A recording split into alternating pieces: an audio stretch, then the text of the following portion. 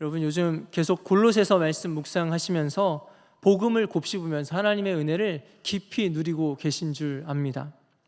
참 신기한 것이 이 복음은 알면 알수록 하나님의 그 큰 사랑과 은혜를 날마다 끊임없이 발견하게 된다는 것입니다.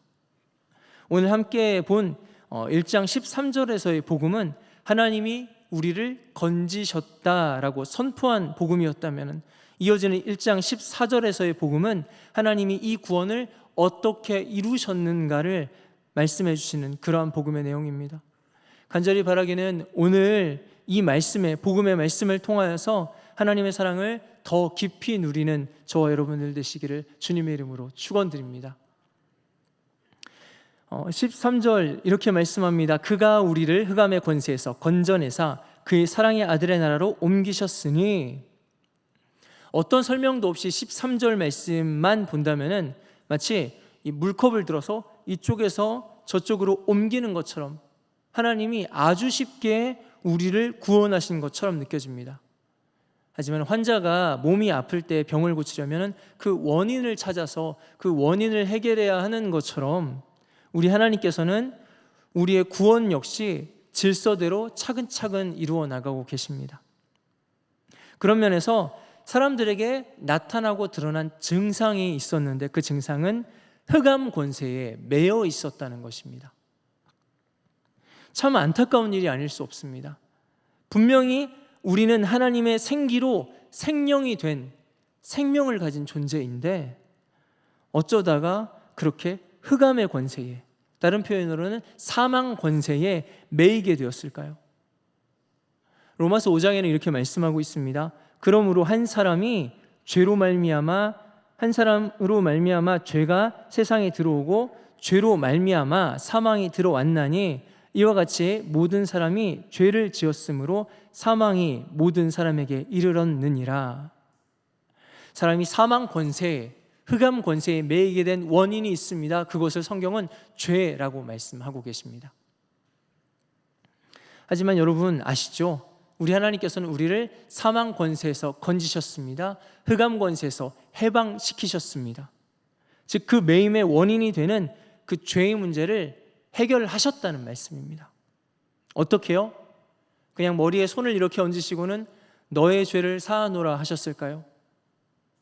하나님이시라면 하나님이시니까 그러셔도 되지 않겠습니까? 여러분, 한 가지 여쭤보겠습니다. 우리 하나님은 무엇이든지 다 할 수 있으시다. 맞는 말일까요? 틀린 말일까요? 물론 하나님께서 능치 못하심은 없으십니다. 이 땅도 그렇고요, 바다도 그렇고요, 산이든 우주든 하나님의 뜻대로 하실 수 있으십니다. 하지만 하나님께서 거짓말 하실 수 있으실까요? 하나님이 사랑하시는 그 자녀들을 포기하실 수 있으실까요? 못하십니다. 아니요, 좀 더 정확히는 안 하십니다. 그런 하나님이시기 때문에 분명히 죄를 지었는데 너는 내가 사랑하는 사람이니까 그냥 넘어가자 라고 하실 수 있을까요? 아닙니다. 우리 하나님께서는 공의의 하나님이시고요, 질서의 하나님이신 줄 믿습니다. 그 하나님께서 성경에 죄의 삭시 사망이라고 분명하게 말씀하셨습니다. 죄는 반드시 값을 치러야 한다는 것입니다. 문제는 사람이 그 값을 치를 수가 없는 존재라는 것입니다. 왜 안 될까요? 죄를 지어서 만약에 3년형을 선고를 받았습니다.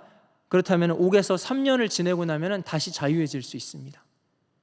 만약에 100만 원의 빚을 갚지 못해서 유치장에 갇혀있는 신세가 되었다면 그 100만 원을 내면은 자유할 수가 있습니다.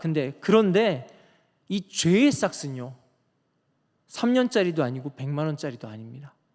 죄의 삭시 사망이라고 말씀하고 있습니다. 그것은 다시 자유하기 위해서는 생명을 내놓아야 한다는 것입니다. 과연 누가 누구를 위해서 대신 죽어줄 수 있을까요? 그 누군가도 사망에 매인 사람인데요, 이것은 죽어야 끝나는 매임입니다. 결국에 사망 권세에 매인 사람이 자유롭게 산다는 것은 불가능한 일입니다. 성경에서 흑암 권세에 매인 사람의 모습을 죄의 종이 되었다고 표현하고 있습니다. 요한복음 8장이 이렇게 말씀합니다. 예수께서 대답하시되 진실로 진실로 너희에게 이르노니 죄를 범하는 자마다 죄의 종이라. 여러분, 죄의 종이 된다고 말씀합니다. 죄의 종이 된다는 말을 들었을 때 여러분은 어떤 느낌이 드십니까? 나는 자유롭게 살고 싶은데 아무래도 죄에 매여서 자유롭게 살지 못하게 되었으니까 그거는 많이 불편하겠구나, 참 안 좋은 것이구나, 이 정도 느낌이십니까? 사실은 현대에 살고 있는 우리는 종이라는 말이 그렇게 피부에 와닿지가 않습니다. 고대 근동에서 사용되는 종, 노예라는 의미는 훨씬 더 잔혹합니다. 종이 된다는 것은요, 더 이상 내 뜻대로 사는 것이 아니라 죽을 때까지 나를 부리는 자의 도구로 살아가야 한다는 것입니다. 하나님의 율법 때문에 이스라엘 백성들 가운데서는 조금 덜했지만은 종이 된다는 것은 개인의 인격, 취향이나 욕구가 다 사라져버리고 오직 주인의 요구에 끌려다니는 소유물, 물건이 된다는 것입니다. 우리가 읽는 성경에서는 좀 거부감이 덜한 단어인 종이라고 번역되어 있지만은 사실은 노예라는 단어의 어감이 더 잘 맞습니다. 노예가 된다는 것은 사람이 사람으로 대우받지 못한다는 것입니다, 여러분. 지금 아프가니스탄에서는 이슬람의 무장단체인 탈레반에 의한 통치가 이루어지고 있습니다. 그곳에 주둔하던 미군도 떠나고 정부 체제도 완전히 무너져 버렸습니다. 대통령도 피신해서 자기 갈 길을 갔습니다. 이제 떠나지 못하고 남아있는 그 백성들만 어려움에 처하게 되었습니다. 여러분, 극우 이슬람 세력의 치하에서는 특히 여성들이 고통을 당합니다. 얼마 전에 그 머리끝부터 발끝까지, 심지어는 눈 있는 곳까지 잘 보이지 않을 만큼 가려버리는 그러한 옷, 부르카를 입지 않았다는 이유로 한 여성을 총으로 쏘아서 죽였습니다. 그리고 그 사건이 있는 이후로 지금 아프간에서는 여성의 온몸을 다 가리는 의상인 부르카가 동이 났다고 합니다. 그 가격이 10배가 넘게 뛰었다고 합니다. 살려고 하는 것입니다. 살아야 되겠다는 것입니다. 생존의 위협을 느끼고는 그 땅의 백성들이 살아가고 있습니다. 그 땅의 여성들은 남자가 동행하지 않으면 밖으로 나가는 것조차 허락되지 않습니다. 그것은 어떤 물건이고요, 소유물입니다. 여성뿐만이 아닙니다. 정도의 차이지 사실은 그 땅에 지금 남성들도 숨죽여 살아가고 있습니다. 21세기의 지금 이 시간에 지구 저편에서 일어나고 있는 일입니다, 여러분. 여러분 꼭 기억하시고 아프가니스탄의 백성들을 위해서 함께 기도해 주시기를 부탁드립니다. 그곳은 지금 사람이 사람으로 대우받지 못하고 있습니다. 그런데 철저하게 사람이 도구로 취급받고 있는 곳, 노예가 된다는 것이 바로 그런 개념입니다. 죄를 지어서 죄의 종이 된다는 말은 더 이상 사람이 아니라는 말입니다. 하나님의 형상으로 지어져서 하나님의 영광을 드러내야 할 그 사람은 사라져버리고 죄의 노예만 남아 있습니다. 여러분이라면 어떻게 하시겠습니까? 사랑한 자녀가 사람 취급도 받지 못하는 그런 노예가 돼서 끌려가게 되었다면 여러분 어떻게 하시겠습니까? 무슨 수를 써서라도 어떤 대가를 치른다고 해도 건져내시지 않겠습니까? 우리 하나님이 그러셨습니다. 귀하고 아름답게 창조하신 그 사람이 죄를 지어서 죄의 노예가 되어버렸을 때에 그것은 도저히 참을 수 없는 일이었습니다. 하나님께서는 견딜 수 없는 일이셨습니다. 바로 여기에서 복음의 가장 핵심적인 단어인 속량이라는 표현이 등장하게 됩니다. 14절 이렇게 말씀합니다. 그 아들 안에서 우리가 속량 곧 죄사함을 얻었도다. 속량이라는 말은 원래 가까운 친족이나 형제가 어떤 채무를 져서 그 채무를 갚지 못해서 종이 되었을 때에, 노예 신세가 되었을 때에 그 값을 치르고 대신 그 친족이나 형제를 다시 자유케 해주는 그것을 속량이라고 말합니다. 그래서 그 값을 치르고 그 형제를 노예에서 해방시키는 것이었습니다. 속량처럼 값을 치른다는 의미를 가진 단어, 우리가 흔히 사용하는 단어 중에 하나가 구매라는 단어가 있습니다. 이 두 단어가 동일하게 값을 치른다는 의미를 가지고 있습니다. 근데 그 결과가 완전히 다릅니다. 값을 치르고 어떤 노예를 구매했다면요, 그 노예는 자유로워질까요? 아니요. 주인이 바뀔 뿐이지 노예라는 신분은 변하지 않습니다. 그 주인이 자기의 노예를 다른 사람에게서 구매했을 뿐입니다. 하지만은 속량이라면 상황이 달라집니다. 누군가가 한 노예를 속량했습니다. 값을 주고 속량했습니다. 그렇다면 그 노예는 더 이상 노예가 아닙니다. 구매라는 것은요, 값을 지불한 만큼의 내 권리를 주장하는 것입니다. 희생이 아닙니다. 어떤 사람도 1,000원짜리 과자를 구매하면서 과자를 위해서 내 1,000원을 희생했다라고 말하지 않습니다. 단지 그 1,000원어치만큼의 권리를 주장할 뿐입니다. 하지만은 속량은 누군가를 위해서 희생하고 값을 치르고도 일체의 권리를 주장하지 않습니다. 자신의 것을 희생하고 내주어서 종되었던 존재가 이제는 자유로운 사람으로 회복됩니다. 그래서 대부분의 경우에 노예를 속량하는 그런 사람은 그 사람의 가까운 친척이나 형제였습니다. 하지만 죄의 노예의 문제는 사실은 더 간단하지가 않습니다. 하나님께서는 죄의 노예가 되어버린 우리를 속량하기로 결심하셨습니다. 이제는 값을 치르고 그를 다시 하나님 지으신 사람의 모습으로 회복시키시려고 하시는데 문제가 있습니다. 그 속전, 즉 죄값이 문제입니다. 이 사망 권세에서 사람을 건져내기 위해서는 천하보다 귀한 한 사람, 그 영혼의 값을 치루어야 합니다. 그런데 하나님이 사람을 너무 귀하게 지으셨어요. 그 사람의 영혼을 값을 치루어야 하는데 온 천하를 다 가지고 와도 그 값을 치를 수가 없는 겁니다. 결국엔 딱 한 가지 방법만 남습니다. 만물을 지으신 창조주 하나님께서 직접 친히 속전이 되시는 것뿐이었습니다. 우리를 사랑하신 하나님께는 다른 선택의 여지가 없었습니다. 결국에 아무 죄 없으신 하나님이 친히 사람의 형상으로 이 땅에 오십니다. 그분이 예수 그리스도이십니다. 우리를 속량하기 위해서 하나님은 그 아들을 속전으로 내어주셨습니다. 그 생명을 내어주셨습니다. 그렇게 저와 여러분은 속량받았습니다. 여러분이 생각하시기에 종이 되었을 때와 자유인이 되었을 때의 가장 큰 차이점은 무엇이라고 생각하십니까? 말씀을 묵상하면서 자유인이 될 때, 그 자유인이 종이 되어버리게 될 때, 매이게 될 때 잃어버리는 것이 무엇일까를 생각해보게 되었습니다. 마음대로 쉴 수도 없고 마음대로 먹고 자고 할 수도 없습니다. 마음대로 무엇인가를 선택할 수도 없고요, 어딘가를 내 마음대로 갈 수도 없습니다. 그러다가 하고 손바닥을 쳤습니다. 종은 마음대로 관계할 수가 없습니다.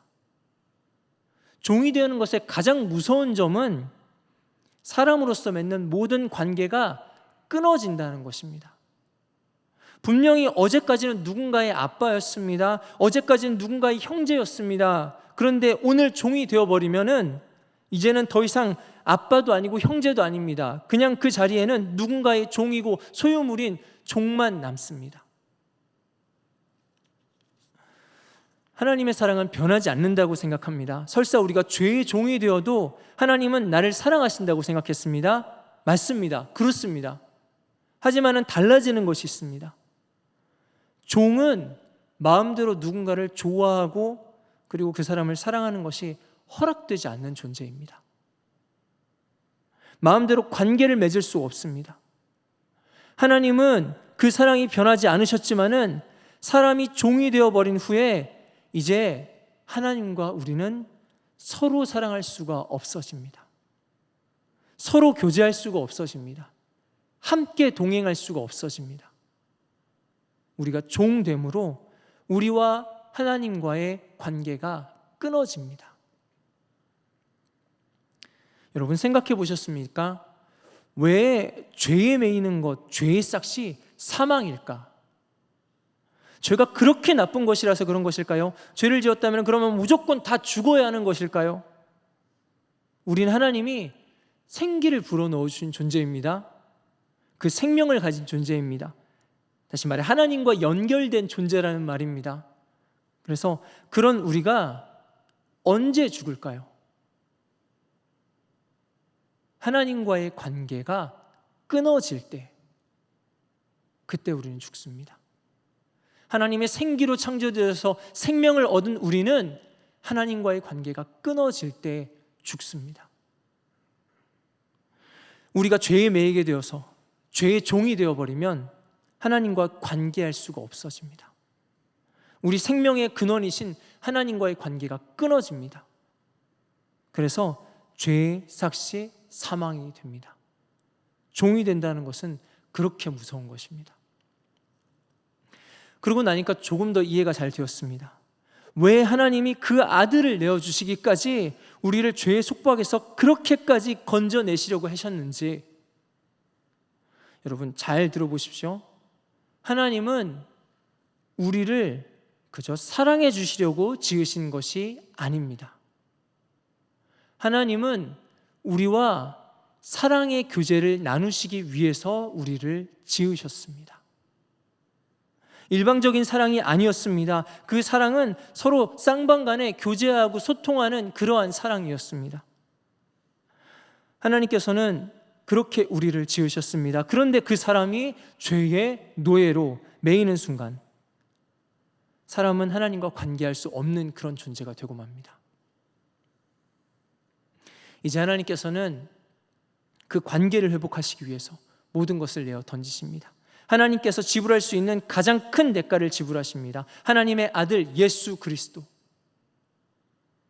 하나님께서는 우리를 위해서, 우리를 다시 자유케 하시기 위해서, 속량하시기 위해서 그 아들을 내어주십니다.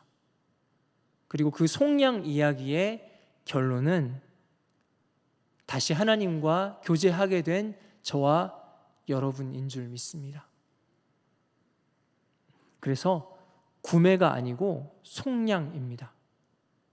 하나님은 그 희생을 치르시고 건져낸 우리에 대한 권리를 주장하실 수 있으시지만은 그렇게 하지 않으셨습니다. 강제로 우리를 하나님의 곁에 묶어두시지 않으셨습니다. 하나님께서 소유물이나 노예를 원하시지 않고 사랑의 교제를 나눌 수 있는 사람을 원하셨기 때문입니다. 이제 자유인으로 회복된 우리는 다시 하나님께 나아갈 수도 있습니다. 혹은 그 자유를 가지고 다시 죄의 자리를 기웃거릴 수도 있습니다. 그런 위험성을 아시지만은 하나님은 그럼에도 불구하고 우리를 속량하셨습니다. 하나님께는 다른 선택지가 없으셨어요. 그가 먼저 우리를 사랑하셨기 때문입니다. 그래서 복음은 다른 종교와 다를 수밖에 없습니다. 다른 종교의 신들은 사실 인간이 그렇게 필요하지 않습니다. 인간이 신에게 도움을 얻기 위해서 제물도 바치고 대가를 지불합니다. 결국에는 갑과 을의 그 관계에서 신이 갑입니다. 그런데 복음에서는 우리 하나님이 을이십니다. 하나님이 우리를 먼저 사랑하셨기 때문에 하나님이 먼저 우리를 부르십니다. 하나님이 우리에게 먼저 다가와 주십니다. 먼저 죄인인 우리를 속량하시려고 대가를 지불해 주십니다. 그렇게 하시고도 하나님께서는 우리의 응답을 기다리십니다. 여러분, 우리 하나님 너무 기다리게 하시지 않았으면 좋겠습니다. 혹시 여러분 이렇게 말하는 사람을 만나보셨습니까? 사람을 그렇게 해친 흉악범이 예수만 믿으면 구원받고 천국 간다고? 그게 무슨 사랑이고 그게 무슨 정의야? 죄를 지었으면 마땅히 죄값을 받아야지. 믿기만 믿으면 정의고 공평이고 다 필요 없는 그런 싸구려 구원이라면 나는 받지 않겠다고. 내가 그래서 예수 안 믿는다고? 여러분 정말 그렇습니까? 우리가 아무 대가 없이 믿기만 하면 받으니까 별 가치 없는 공짜 구원일까요? 아닙니다. 분명히 속량하셨다고 말씀합니다. 그것은 분명히 죄값이 지불되었다는 것입니다. 다만 죄인인 우리가 지불할 수 없는 그 죄의 싹을 하나님의 아들, 그 아들이 대신 지불하셨습니다. 한 나라의 왕이 있었습니다. 그 나라의 왕이 몰래 변장을 하고 나라의 사정을 살피려고 나갔다가 들어오는 길에 한 사람을 만났습니다. 그 사람은 몸이 병들어서 팔, 다리를 제대로 쓸 수가 없었습니다. 그런데 자세히 보니까 아무도 그 사람을 돌봐주는 사람도 없습니다. 이 사람의 눈이 초점이 없습니다. 아무런 의지가 없습니다. 그렇게 그냥 먼 산만 바라보고 있는 그 사람을 보니까 이 왕이 너무너무 마음이 아팠습니다. 긍휼한 마음이 들었습니다. 그래서 자기의 손에 있는 그 다이아몬드 반지를 빼서 그 사람의 손에 이렇게 쥐어줍니다. 물론 아무런 대가도 없이 말입니다. 자, 그렇다면은 이 반지는 아무런 가치가 없을까요? 공짜로 거저 받았으니까 별거 아닌 것일까요? 아닙니다.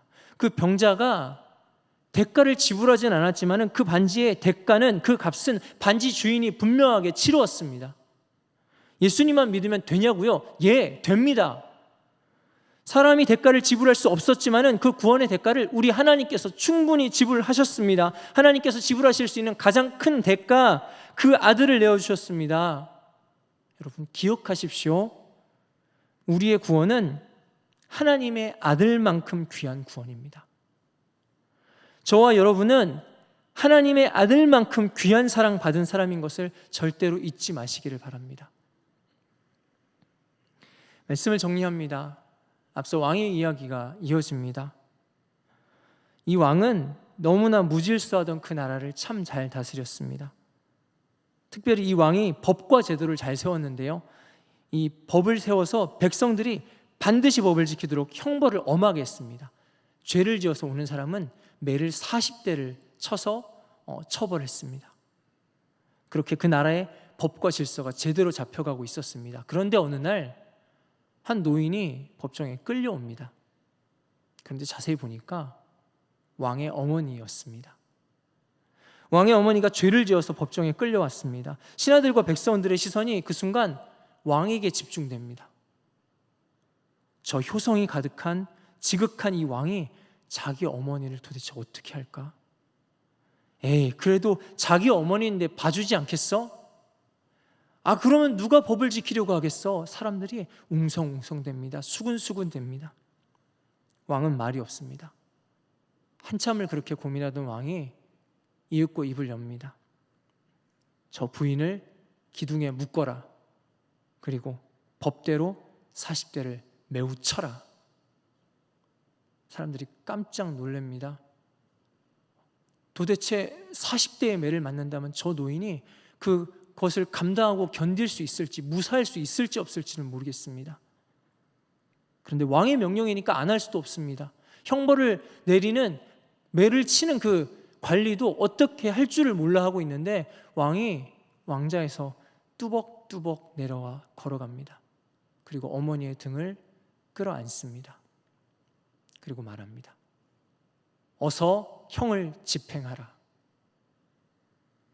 왕은 그렇게 어머니를 대신해서 40대의 매를 고스란히 맞습니다.